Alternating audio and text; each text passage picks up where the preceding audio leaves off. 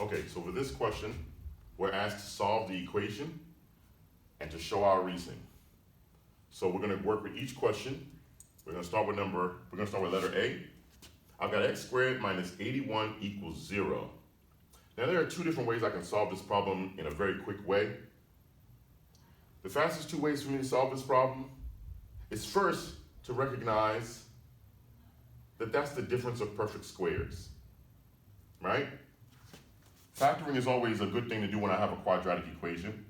And I notice that this is the difference of perfect squares because I see subtraction, so I know it's the difference, right?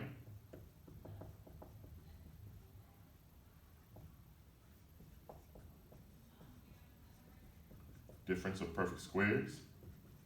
I see subtraction, so I know that's difference. And both of these are perfect squares because x times itself will give me x squared, and 9 times itself will give me 81. So they're both perfect squares. So that means I can break these up into conjugates, right? Conjugates means there's going to be the same binomials in here, but one's going to be plus and one's going to be minus. Yeah? And so I'm going to break these up into conjugates. The square root of the first one is x and x. That's the first two terms. The square root of the last one is 9 and 9. Those are the last terms. And since they're conjugates, one's going to be plus, one's going to be minus. Because the difference of perfect squares always breaks up into that. And then I just solve each one. Zero product property, something times something equals 0. So that means I make this one equal 0, because one of them has to be. X equals negative 9. And I make this one equal 0.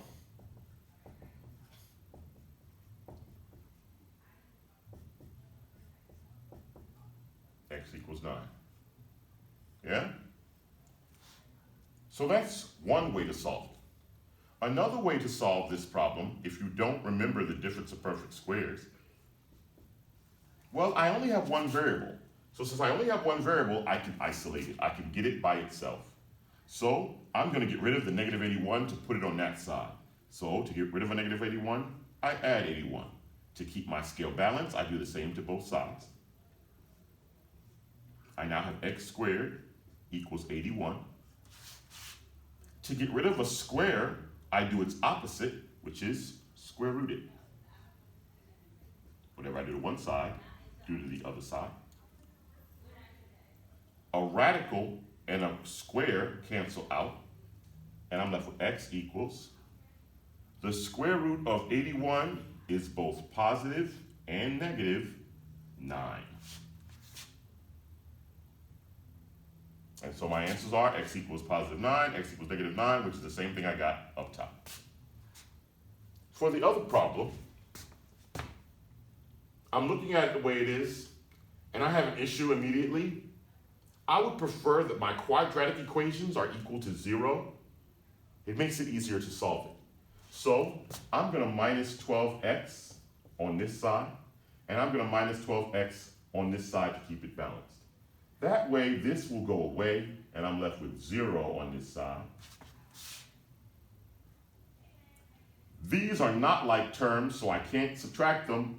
I just bring them down. So 6x squared goes first because it's the square. Minus 12x goes next because it doesn't have an exponent, or it has an exponent of 1. At this point, I'm going to ask myself, because I see a binomial, is it the difference of perfect squares?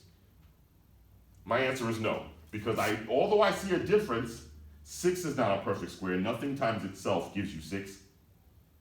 And 12 is not a perfect square. Nothing times itself gives you 12. So these are not the difference of perfect squares. So I'm done with that. Then I ask myself, do I see a GCF? I do see a GCF. There is something that goes in both of these. Well, x goes in both, so I can take an x out. But also a number goes into both of these. I'm looking for my greatest common factor. And my greatest common factor means the biggest number that can go into both. So 2 can go into both, 3 can go into both, but the biggest number that goes into both is 6. So 6x is my GCF. Once I have a GCF, I take it and I pull it out. I undistribute. I undistribute. I do distribution backwards, right? So I ask myself, what times 6x would have given me 6x squared? X. What times 6x would have given me negative 12x? Negative 2. And so now that I have factored it, I take my GCF, I put it out, I do distribution backwards to know what goes inside. I now have the factors to equal to 0. Since I have factors equal to 0, I can do it the same way I did it over here. I can make each factor equal to 0 using the zero product property. Because something times something equals 0 means one of them has to be 0. And the other one. Divide this by 6, 6 divided by 6 is just 1. 1 times x is just x. What is 0 divided by 6? Anything that 0 divided by anything is 0. Next question, add 2, x equals 2. Those are my answers. And I'm done.